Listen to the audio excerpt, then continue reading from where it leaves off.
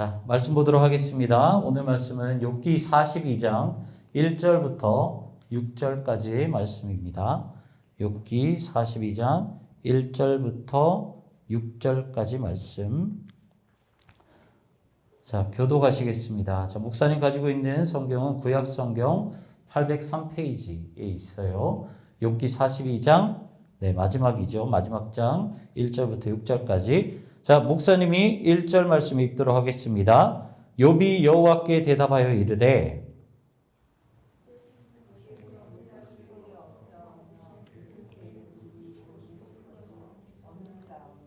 무지한 말로 이치를 가리는 자가 누구니까? 나는 깨닫지도 못한 일을 말하였고 스스로 알 수도 없고 헤아리기도 어려운 일을 말하였나이다.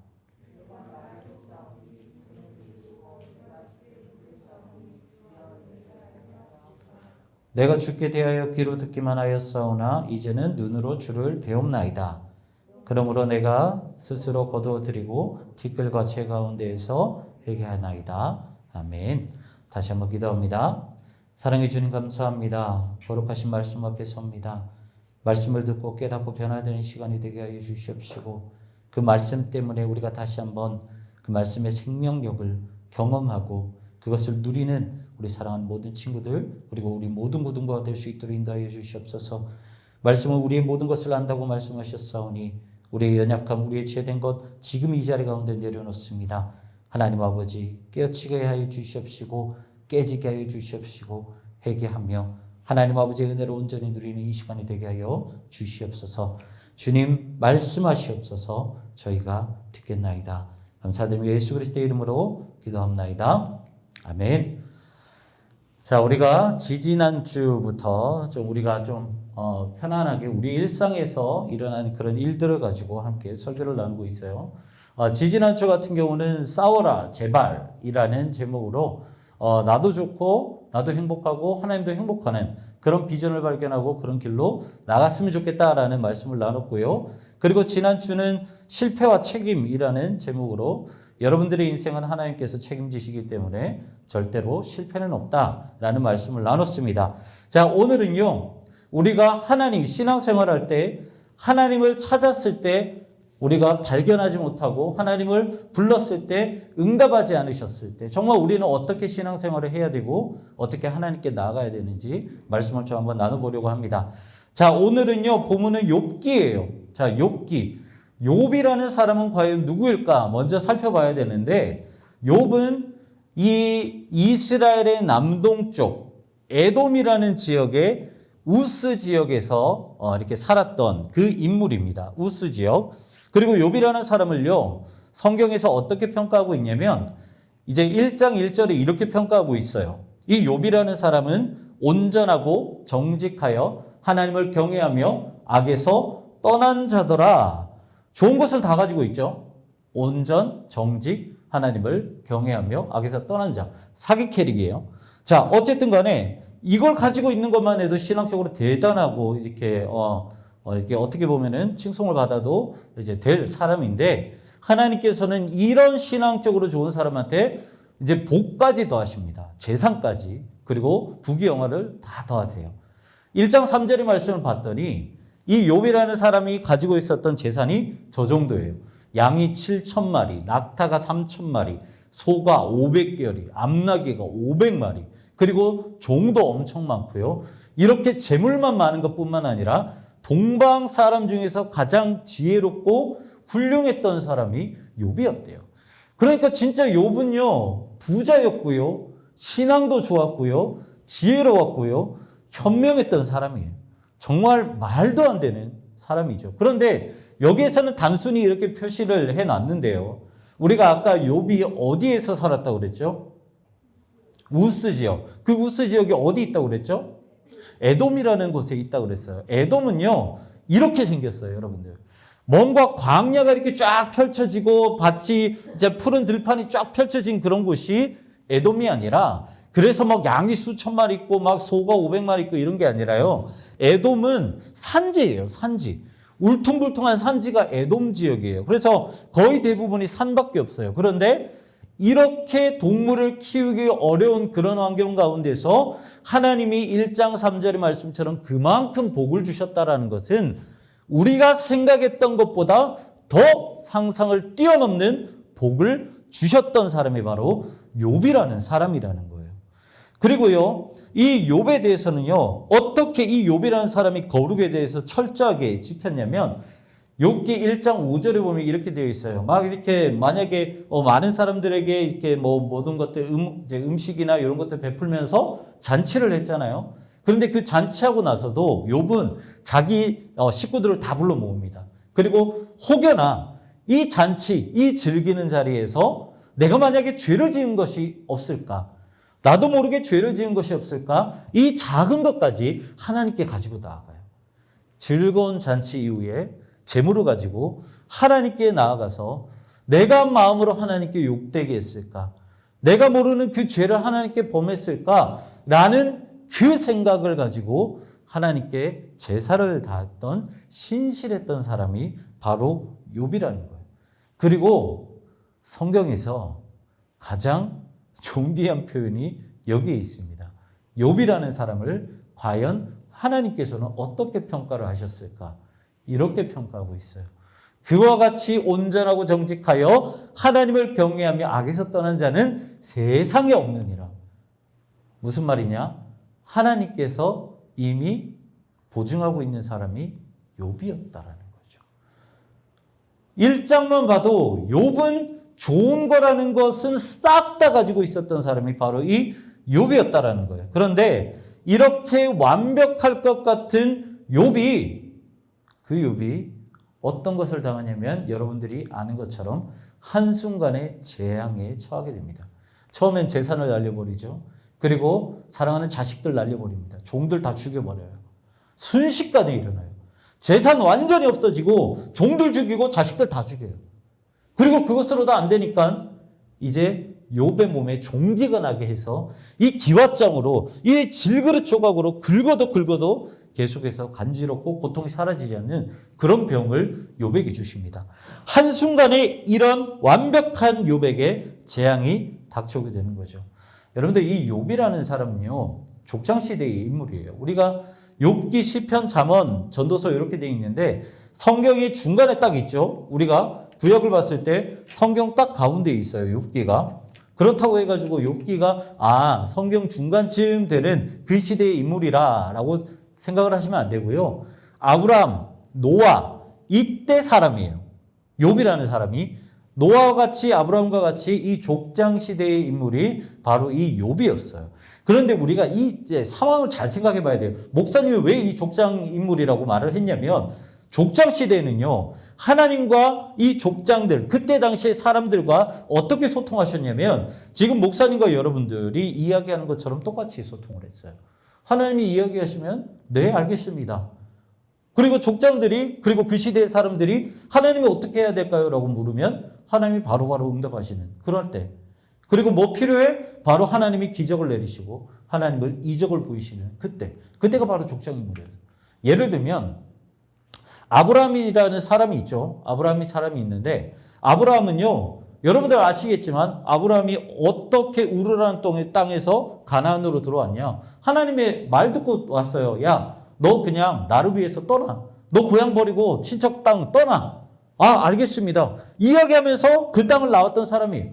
그리고 하나님과 이 아브라함이 언약을 맺을 때 이 재물을 딱 쪼개요. 쪼개고 나서 하나님은 어떻게 하느냐? 불 가운데로 쑥 지나가세요. 그냥 이적을 보이시죠. 그리고 어느 날 하나님께서 자식과 땅에 대해서 언약을 맺으실 때도 하나님이 아브라함을 데리고 오세요. 야, 아브라함아 일로 와봐. 저 하늘의 별을 봐. 저 바다의 모래를 봐. 내가 너 자손과 후손을 이렇게까지 많이 해줄게. 그냥 이야기예요. 여러분들 아브라함 시절 한번 보세요. 아브라함은요, 아무렇지 않게 하나님과 대화했던 사람이에요.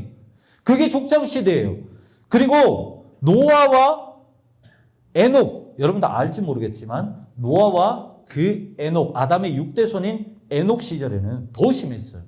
여러분들 우리가 그 여호수아 10장 13절과 사무엘하 1장에 보면 야살의 책이라는 게 있어요. 이 책이 성경보다 먼저 쓰여진 책입니다. 이 야살의 책을 보면 에녹과 노아와 하나님께서 어떻게 거하셨고 어떻게 대화하셨는지 아주 상세하게 나와 있어요. 에녹은 하나님께 승천했던 사람이에요. 엘리야가 먼저가 아니라 에녹이라는 사람이 먼저인데 어느 날 하나님이 불러요. 에녹아, 너는 지혜로우니까 저 땅에 있는 사람들에게 너의 지혜를 가르쳐라. 네, 알겠습니다, 하나님. 그래, 가르쳐요. 그리고 어느 날 또 와서 하나님이 에녹에게 말씀하시죠. 야, 너 땅의 사람들한테 너무 잘 가르쳤어. 이제 하늘로 올라와서 하늘의 사람들에게 너 지혜를 좀 가르쳐. 네, 알겠습니다. 그리고 나서 얘 말 타고 이제, 얘라 그러면 안 되죠. 이분 말 타고 나서 승천하신 분이에요.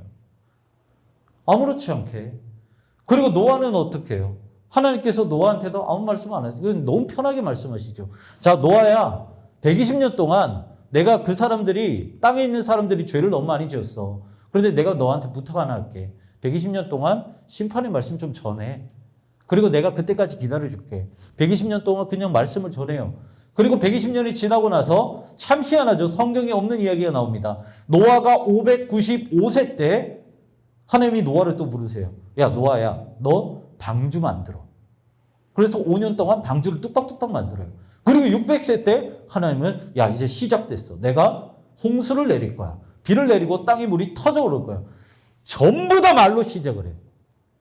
이게 족장시대예요, 여러분들. 족장시대의 사람들은요, 아무렇지 않게 하나님과 대화했던 그 시대고요. 아무렇지 않게 하나님의 기적과 이적을 봤던 시대가 바로 족장시대라는 거예요. 그런데 욥기 역시도 마찬가지죠. 하나님과 아무렇지 않게 대화를 나눴던 사람이에요. 그런데 그 하나님이 불러도 아무런 대답이 없으셨다라는 거예요. 내가 너무 고통스러워서 하나님을 아무리 외쳐도 매번 나와 함께 이야기했던 하나님, 나에게 자신을 증거하시고 자신을 보이셨던 그 하나님이 아무런 대답이 없으셨다라는 거죠. 이게 욥의 가장 큰 고통이었어요. 여러분들 욥기를 보시면 너무 우울해요. 혜성아, 너 일로 와. 일로 와, 빨리. 목사님 사랑하는 만큼 와, 빨리. 일로 와. 여기로 와. 욥기를 읽어보면요. 여러분들 읽어보면 읽어볼수록 너무 우울해요. 욥기가 당하는, 욥이 당하는 고통, 그리고 그 고통 가운데 위로하러 친구들이 왔는데 그 친구들마저도 욥을 정죄해요. 그런데 욥에게 가장 큰 고통이었던 건 뭐냐면 지금까지 나와 대화를 나눴던 하나님, 나와 늘 동행하셨던 하나님을 아무리 외쳐도 대답을 하지 않으셨다라는 것이 가장 고통스러웠다라는 거죠. 그런데 여러분들 아무리 내가 하나님께 기도하잖아요. 내가 고통스러워서 하나님께 기도하잖아요. 기도해도 하나님께서 응답을 안 해주세요. 하나님, 내가 이렇게 고통스러워서 내가 이렇게 가슴을 치면서 울면서 하나님께 기도를 드리고 있는데 하나님은 나에게 조그마한 음성도 들려주지 않아요. 그렇게 되면 사람들은 지쳐버리고요. 결국 그 지침 속에서 깊은 원망이 생깁니다. 하나님에 대한 원망이 생겨요. 하나님은 나를 떠나셨구나.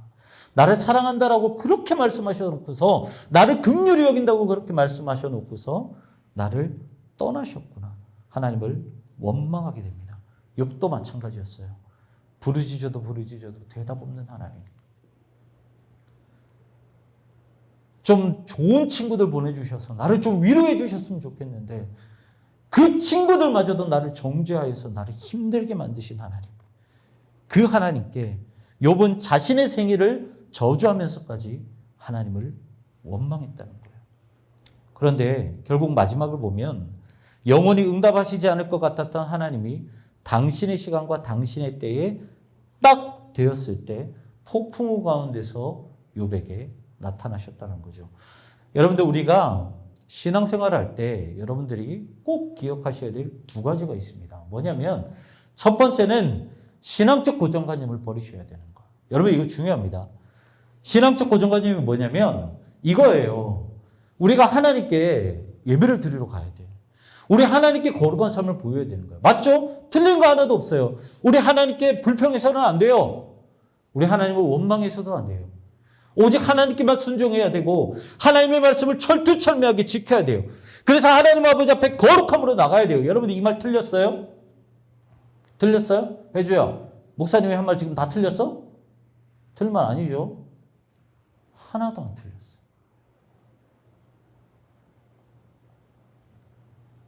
욥기를 통해서 우리에게 말씀하신 것.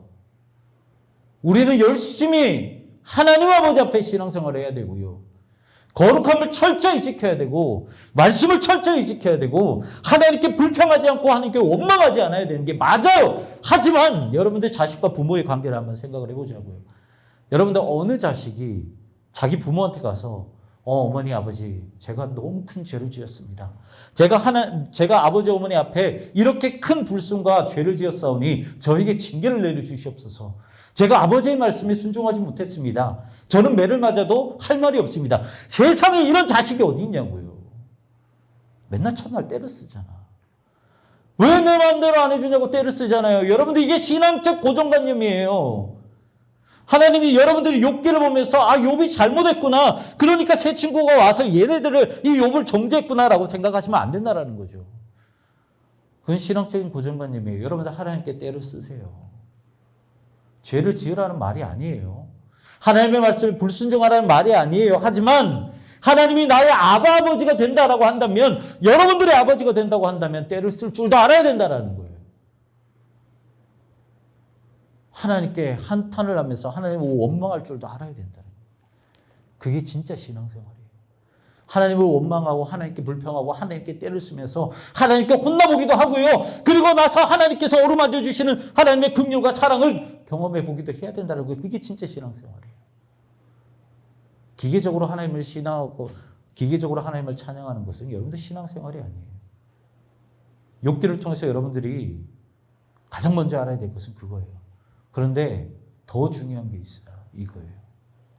하나님을 여러분이 알고 있는 하나님이라는 프레임에 가두지 마세요. 이거는 절대적으로 여러분들 중요합니다. 이런 말이 있죠. 아는 만큼 보인다라는 말이 있어요. 그렇죠? 내가 뭘 보더라도 어디를 놀러 가더라도 예를 들어서 이제 해외여행 간다 칩시다. 이제 중국에 간다고 쳐요. 그러면은 내가 중국의 역사와 중국의 문화와 중국의 그런 사회적인 그런 현상을 알고 가느냐 모르고 가느냐에 따라서 완전히 달라져요. 그냥 가서 그냥 보는 대로 그냥 와 좋다 그냥 허허 됐다고 이렇게 오는 그런 사람이 있는 반면에 모든 것을 공부하고 가면요. 하나하나가 모든 의미가 다 담겨져 있고 정말 유익한 여행을 갔다 올 수가 있다는 거죠. 마찬가지예요. 여러분들이 하나님에 대해서 어떻게 얼마나 아느냐에 따라서 하나님은 전혀 다른 모습으로 여러분들에게 다가온다는 거예요. 내가 무서운 하나님만 알잖아요. 그러면 하나님은 영원히 나에게 무서운 분이에요. 내가 하나님의 긍휼과 사랑만 알잖아요. 그러면 영원토록 하나님은 나에게 사랑의 하나님일 수밖에 없다라는 거예요. 여러분들 욥의 실수가 이거였다라는 거예요. 욥이 몰랐다는 것이 이거예요. 욥에게 하나님은 어떤 분이세요? 복을 주시는 하나님, 응답하시는 하나님, 거룩하신 하나님이었어요. 그렇기 때문에 욥은 한순간도 빼놓지 않고 하나님께 제사 드렸어요. 하나님께 감사드렸어요. 하나님께서 주신 복을 가지고 많은 사람들과 나눴어요. 왜? 욥이 알고 있던 하나님은 그런 하나님이었기 때문에. 그런데 욥이 알고 있던 하나님이 전부일까요, 여러분? 욥이 고백했던 하나님이 전부일까요? 우리는 그걸 생각을 해야 돼요. 하나님이 욥에게 응답하지 않으셨을 때 욥이 무너졌던 이유가 그거예요. 하나님은 응답하지 않으셔도 된다라는 거죠. 하나님은 철저하게 당신의 계획이 있고 응답하지 않으셔도 하나님은 당신의 그런 뜻과 당신의 그 모든 운영하심을 운영하고 계신다라는 것을 욥은 몰랐다라는 거예요. 여러분들 우리가 신앙생활할 때 절대로 착각하지 말아야 될 것이 내가 하나님을 아는 그 하나님이 전부구나라는 것을 생각하시면 안 된다라는 거예요. 하나님은요. 인간의 지혜로는 절대로 따라잡을 수 없고 인간의 지식과 인간의 모든 것으로 평가할 수 없는 분이 하나님이세요. 하나님은 위대하시고요. 하나님은 거룩하시고요. 하나님은 초월적이신 하나님이에요. 감히 인간의 그 어떤 것으로도 판단할 수 없는 분이 하나님이라는 거예요. 하지만 욥은 판단했다라는 거예요. 거룩하신 하나님인데 나에게 응답하신 하나님인데 왜 나에게 응답하시지 않으셨을까? 거기서 욥은 무너졌다는 거죠. 그런데 어느 날 하나님께서 당신의 때가 되셨을 때 폭풍우 가운데서 욥에게 등장하십니다. 그런데 여러분들, 하나님은 여러 모습으로 등장하실 수 있어요. 모세에게는 어떻게 등장하셨어요? 떨기나무 가운데 등장을 하셨어요. 엘리야에게는 어떻게 등장하셨어요? 작고 미세한 음성으로 등장하셨어요. 여러 가지 모습으로 등장하실 수 있는데 왜 욥기는 하필이면 폭풍우 가운데 하나님께서 등장하셨냐고 말씀하시느냐? 그것은 욥이 가지고 있었던 하나님이라는, 욥이 알고 있었던 그 하나님이라는 프레임을 깨뜨려 버리시기 위해서요. 하나님께서 폭풍우 가운데로 임재하셨다는 말은 이거예요. 내가 창조주 하나님이다. 나는 세상 우주 만물을 다스리는 하나님이다. 그리고 욥에게 대놓고 이야기하시죠. 내가 창조할 때 너 어디 있었어? 내가 세상을 창조할 때 네가 한 게 뭐야? 욥기에서 그렇게 말씀하세요. 욥이 가지고 있었던 프레임을 다 깨버리죠. 여러분, 하나님은 우리가 생각하는 하나님만 되는 것이 아니에요. 그걸 욥기에서 잘 보여준 거예요. 욥이 질그릇 조각으로 긁어도 힘든 그 종기, 너무나도 힘든 고통, 불러도 아무런 대답 없으신 하나님, 그 가운데서 욥이 무너졌던 이유는 나에게 응답하셔야 되는데 응답하시지 않는 하나님 때문이라는 거예요. 자기만의 프레임에 하나님을 가둬놓다 보니까 그 이상이 되는 하나님을 만나다 보니까 원망이 나와버리게 된다는 거죠. 여러분들 신앙생활할 때 여러분들의 프레임에 하나님을 가두지 마십시오. 하나님은 위대하신 분이십니다. 하나님은 광대하신 분이세요. 하나님은 초월적인 하나님이십니다. 그 하나님께 여러분들을 맞춰야 되지, 내가 생각하는 내가 생각하는 하나님이라는 프레임에 하나님을 끼워 맞추지 말라라는 거예요. 이렇게 욥은요, 귀 크신 하나님을 만나고 나서 오늘 본문에 이렇게 고백을 합니다. 내가 죽게 대하여 귀로 듣기만 하였사오나 이제는 눈으로 주를 배웠나이다. 여러분들, 이게 얼마나 대단한 고백인데요. 이게 저와 여러분들의 고백이 되어야 돼요. 지금까지 욥은요, 내가 귀로만 듣는 얄팍한 신앙생활을 했습니다라고 고백을 한 거고요.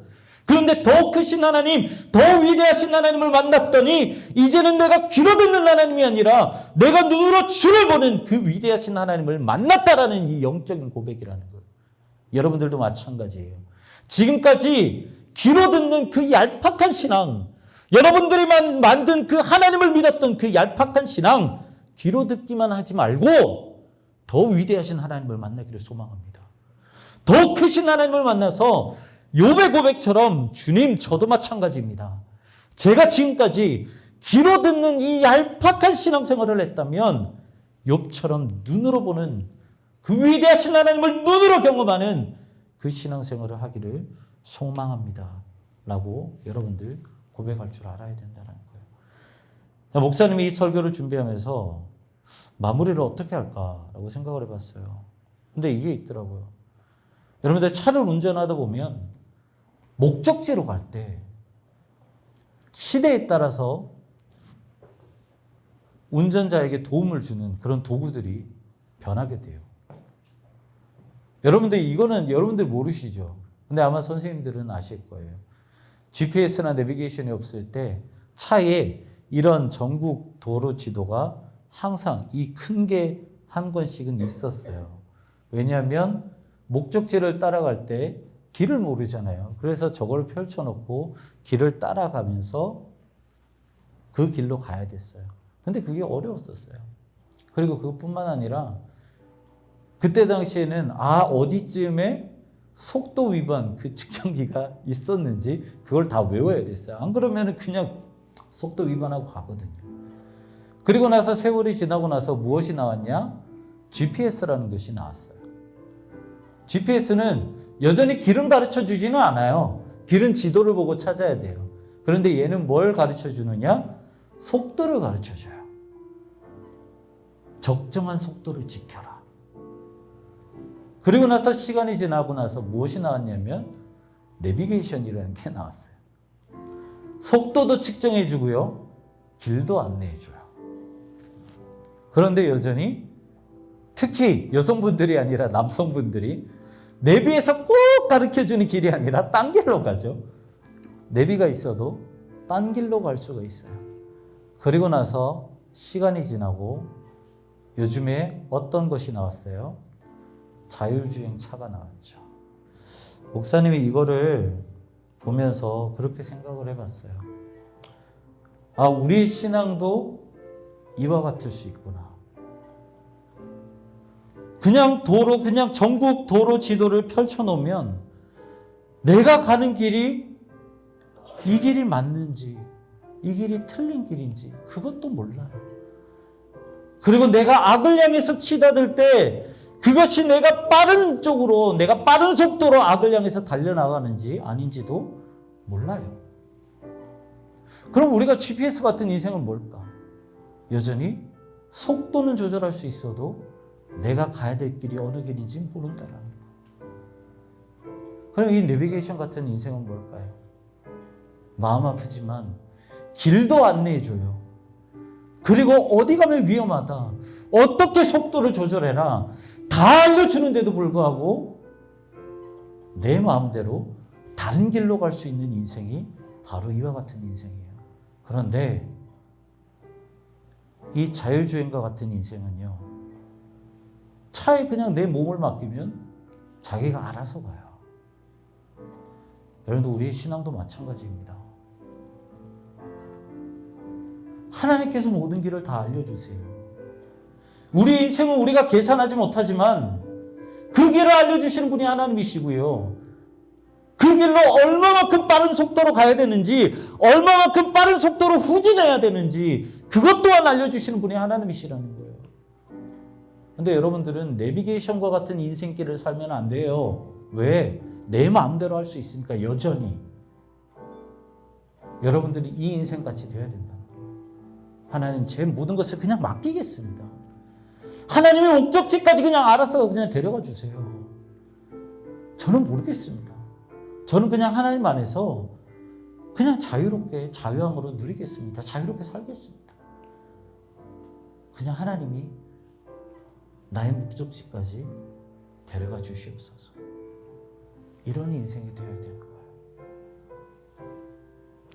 욥의 마지막의 고백이 그거였어요. 그리고 이렇게 하나님께 주를 봅니다라고 고백했던 그 욥에게 하나님은 똑같이 10명의 자녀를 주시고, 그리고 오히려 이전보다 더 많은 복을 주셨어요. 갑절의 복을 주셨어요. 복에 초점을 맞추라는 것이 아니라 하나님께 인생을 맡긴 자는 어떤 모습이 되었든지 간에 복된 인생이 될 수밖에 없다라는 거예요. 이 시간 우리가 기도했으면 좋겠어요.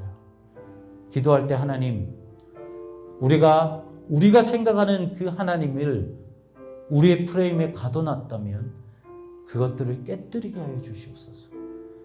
그리고 그 위대하신 하나님, 광활하신 하나님, 광대하신 하나님, 그 높으신 하나님께 우리를 맞추게 해 주시옵소서. 그래서 욥의 고백처럼 내가 귀로 듣기만 하는 그런 고백이 아니라 내가 눈으로 직접 주를 경험하는 그런 신앙, 그런 그리스도인이 될 수 있도록 인도해 주시옵소서. 이 시간 간절한 심령으로 주님께 기도하면서 나아가도록 하겠습니다. 기도하시겠습니다. 사랑해 주님.